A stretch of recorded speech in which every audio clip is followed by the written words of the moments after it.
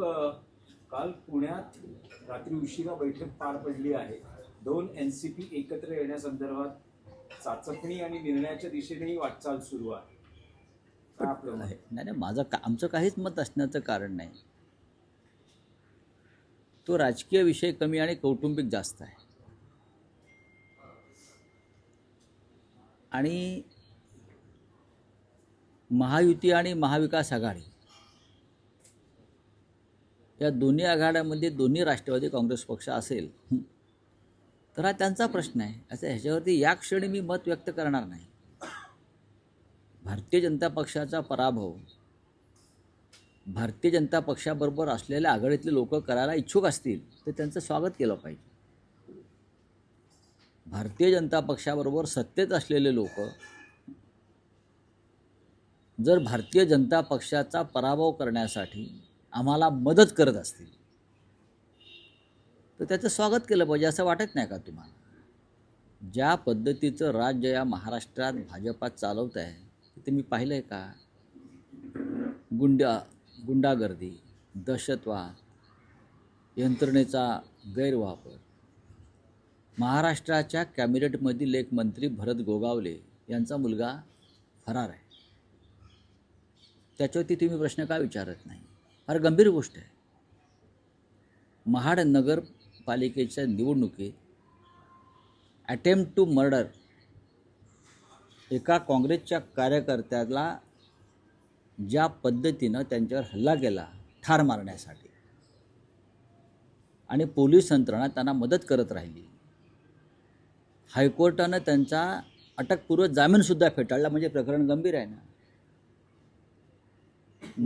मंत्र्यांची मुलं, मंत्र्यांचे भाऊ यांना खून केले किंवा दरोडे टाकले, चोऱ्या केल्या, भ्रष्टाचार केला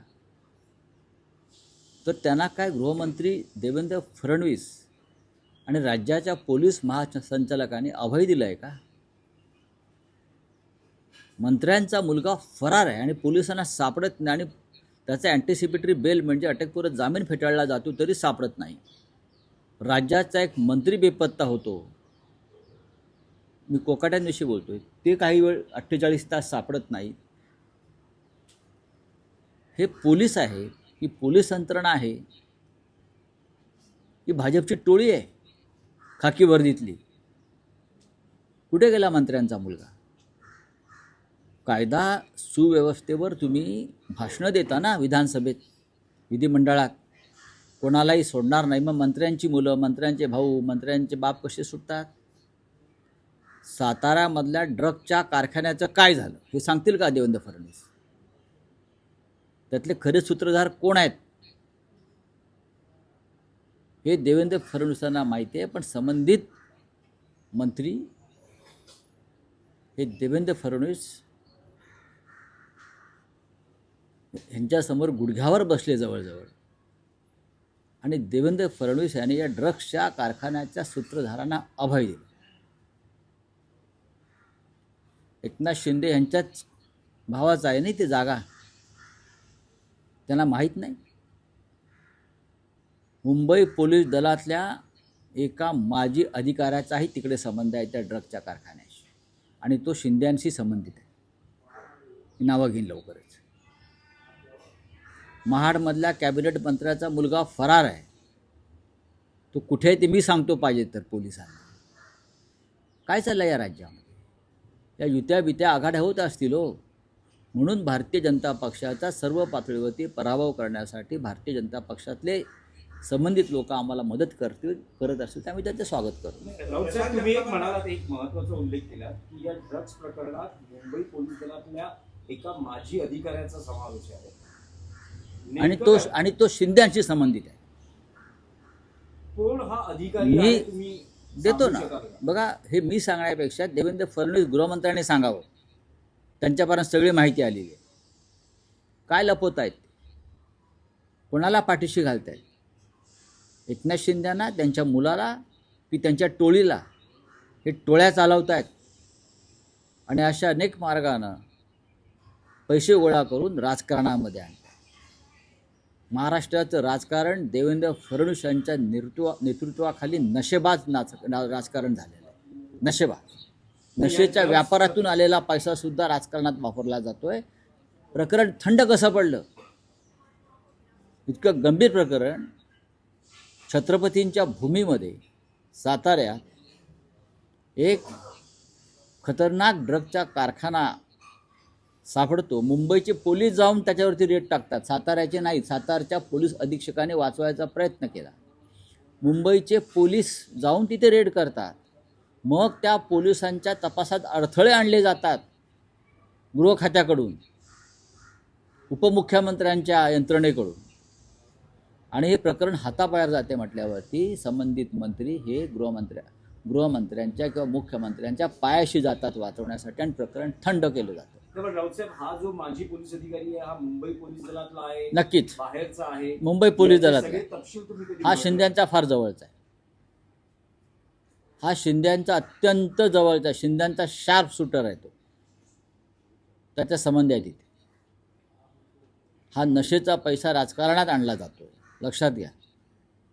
महाराष्ट्राच्या तरुणांना नशेबाज केलं जात आहे आणि त्यातून राजकारणात हा पैसा ओतून हे हिंदुत्ववादी आम्हाला हिंदुत्व शिकवतात ढोंगी. चला राऊत साहेब, एक आणि तुम्ही म्हणालात की म्हणजे जे कॉम्बिनेशन आहे एकाच वेळेस महायुती आणि महाविकास आघाडीतील, असं कसं होऊ शकतं? असं कसं होऊ शकतं? जनतेला पडलेला प्रश्न असेल. नंबर 1. नंबर 2, राऊत साहेब, अजित पवारांकडून असा दबाव टाकला जातोय किंवा एक आग्रही मागणी केली येते की या युतीमध्ये सगळ्यांनी घड्याळ या चिन्हावरच लढावं. शरद पवार किंवा त्यांचा पक्ष हे मान्य करेल का? आता हे मी कसं काय सांगू? बघा, शरद पवारांचा एक स्वतंत्र पक्ष आहे. शरद पवार यांची एक भूमिका असते, विचारसरणी आहे, ती जातीय व धर्मांध शक्तींच्या विरुद्ध लढण्यासाठी. शरद पवार हे पुरोगामी विचारांचे आहेत. शरद पवार यांनी त्यांच्या जीवनभर भाजपसारख्या प्रवृत्तींशी लढण्यामध्ये त्यांचं आयुष्य घालवलेलं आहे आणि आम्हीसुद्धा त्यांच्याबरोबर त्या लढ्यामध्ये अनेकदा उतरलेलो आहोत. त्याच्यामुळे भविष्यामध्ये त्यांचा पक्ष कोणत्या दिशेने जाणार आहे हे शरद पवार साहेबच ठरवू शकतात. आणि विलिनीकरणाचे संकेत आहेत का? मला असं वाटत नाही की विलिनीकरण होईल. मी जे काय पवार साहेबांना ओळखतो आणि त्यांच्या विचारसरणीला मी जे काय ओळखतो, ही विलिनीकरणाची प्रक्रिया होईल असं मला वाटत नाही. मी एकदा पवार साहेबांना प्रश्न विचारला होता सहज एका बैठकीत, तेव्हा त्यांनी हे अशक्य आहे सांगितलं. अजित पवारांच्या राष्ट्रवादीला महायुतीमध्ये मुंबईत घेतलं जात नाही. जर अजित पवारांचा पक्ष जर तुमच्यासोबत युती करत मुंबईत नाही, शक्य आहे का? नाही, पण तुम्ही स्वागत करू असं म्हणताय. नाही, आम्ही नाही. त्यांनी 2 पवार एकत्र येऊन जर भाजपचा पराभव करणार असतील तर म्हणतोय मी. पण ते असंही म्हणतात, जर पुण्यामध्ये तुम्ही जर त्यांच्या सोबत केलात, म्हणजे ठाकरे बंधू जर सोबत आले, ती ताकद अजून वाढेल. असं कोण म्हणतंय? राष्ट्रवादीचे कोणती राष्ट्रवादी? दोन्ही राष्ट्रवादी. नाही, आमची आता पुण्यामध्ये महाराष्ट्र नवनिर्माण सेना आणि शिवसेना या दोघांमधलं जागा वाटपाची चर्चा संपलेली आहे आणि आम्ही दोघेही कामाला लागलेलो आहोत. जे आमच्याबरोबर येतील त्यांना सोबत घेऊ, नाही तर आम्ही त्यांच्याशिवाय अजित लढू. पवार असतील. नाही, अजित पवार त्यात नाही. त्याचबरोबर प्रशांत जगताप यांना उद्धव ठाकरे यांनी शिवसेनेत येण्यासाठी ऑफर दिली अशी माहिती सगळ्यांना. नाही, माझ्याकडे माहिती नाही. फोन केला. उद्धव साहेबांनी त्यांना नक्कीच फोन केला असेल, कारण असे कार्यकर्ते लढणारे जर आमच्याकडे आले तर आम्ही नक्कीच पुढे जाऊ. सर, भाजपा पुण्यात शिर्डीला फक्त 12 जागांची ऑफर देते. मुंबईत देखील काही आणलेलं असतात. 12 खूपच दिल्यात जागा. 12 जागा म्हणजे खूप दिल्या. किती पाहिजेत अजून त्यांना? त्यांच्याकडे काय मतं कुठे आहेत? ते भाजपचीच मतं त्यांना मिळतात ना. आता मुंबईमधलं काय ते मला माहीत नाही. बघा, पैशाची सूज आहे त्यांच्या पक्षाला, बाकी काही नाही. तेजस्वी घोसाळकर भाजपमध्ये गेल्यानंतर आता त्यांनी अभिषेक घोसाळकर यांचा फोटो लावायला सुरुवात केली आहे, ज्यावर शिवसैनिकांनी बघा, असं आहे की ज्यांनी शिवसेनेचा पक्ष सोडला त्यांनी आपल्या निष्ठावान शिवसैनिक पतीचा फोटो लावून मतं मागू नयेत. त्यांनी मोदींचा लावावा, अमित शहांचा लावावा, देवेंद्र फडणवीसांचा लावावा. अभिषेक घोसाळकर हे एक निष्ठावंत कडवट शिवसैनिक होते आणि शेवटपर्यंत ते शिवसेनेबरोबरच राहिले आणि तिथेच त्यांना बलिदान द्यावं लागलं. सर, तेजस्वी घोसाळकर गेल्यानंतर घोसाळकर कुटुंबातल्याच एक पुन्हा महिला पुढे त्या पूजा घोसाळकर आता राजकारणात येऊ द्या ना. तरुणांनी येऊ नये का? नवीन लोकांनी राजकारणात यायला पाहिजे. चला, थँक्यू. राऊत साहेब, एक आहे की ठाकरे बंधूंची युती जाहीर झाली पण अजूनही अशी माहिती मिळते की काही जागांवर अजूनही अजिबात नाही. पेच आहे, अजूनही घासाघीस सुरू अजिबात आहे. पेच नाही.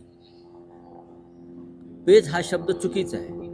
शेवटपर्यंत चर्चा होत असतात, दोन्ही बाजूनी काही बदल फेरबदल होत असतात. प्रत्येक जागा आम्हाला जिंकायची आहे आणि असा कोणत्याही प्रकारचा पेच ना महाराष्ट्र नवनिर्माण सेनेकडून टाकला ना शिवसेनेकडून पडलेला आहे. दोन्ही बाजूचे कार्यकर्ते हे हट्ट करतात, त्यांना समजवावं लागतं.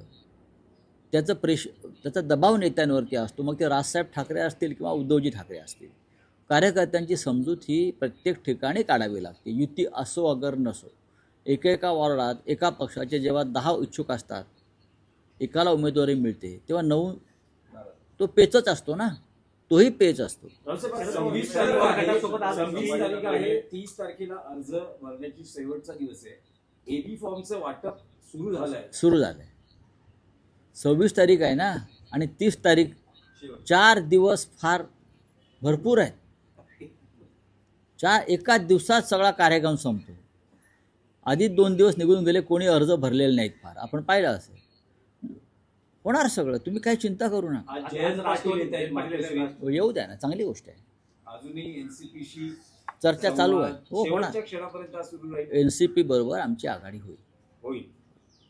सर, लातूरात आपण जर बघितलं तर एक अत्यंत दुर्दैवी घटना घडलेली आहे. एका पोलीस निरीक्षक आपल्या आईला त्रास देतो म्हणून एका 20 वर्षीय तरुणाने आत्महत्या केली आहे. आत्महत्येचा व्हिडिओ देखील आहे. हो, पण आता असं आहे की मगाशी मी जे पोलिसांविषयी जे बोललो तेच लातूरला लागू पडतं. पोलीस हे एकतर गुंडांसारखे वागतायत, दरोडेखोरासारखे वागतायत, आणि गृह खात्याचं त्या पोलीस खात्यावरती कोणतंही नियंत्रण नाही, अजिबात नाही. विकास गोगावले मंत्रीपुत्र फरार आहे. एक पोलीस अधिकारी एका कुटुंबाचा छळ करतो, त्यातून आत्महत्या होत आहे. बीडची प्रकरणं समोर आहेत. कारण पोलिसांना राजकीय कार्यासाठी वापरून घ्यायचं, त्यासाठी अशा गुंड प्रवृत्त्याच्या पोलिसांना देवेंद्र फडणवीस यांचं गृह खातं बळ देत्या. बोले आप हिंदी में. मुझे मालूम नहीं. देवेंद्र फडणवीस जी टिप्पणी कर रहे हैं मामूद की पार्टी है। मामूद रशीद जो है शिवसेना के रूप में आने के बाद जो है देवेंद्र फडणवीस टिप्पणी नहीं, मेरे बारे में कोई जानकारी नहीं. वारिस पठान कह रहे हैं कि मुंबई का महापौर मुस्लिम क्यों नहीं होना चाहिए? पठान या खान भी हो सकता है. हमने राष्ट्रपति किया था मुस्लिम, ये भूल गए ये लोग. हमने मुस्लिम राष्ट्रपति किया है, और भारतीय जनता पार्टी के सरकार में तो मुस्लिम राज्यपाल भी हो रहे हैं. ऐसा नहीं है ना.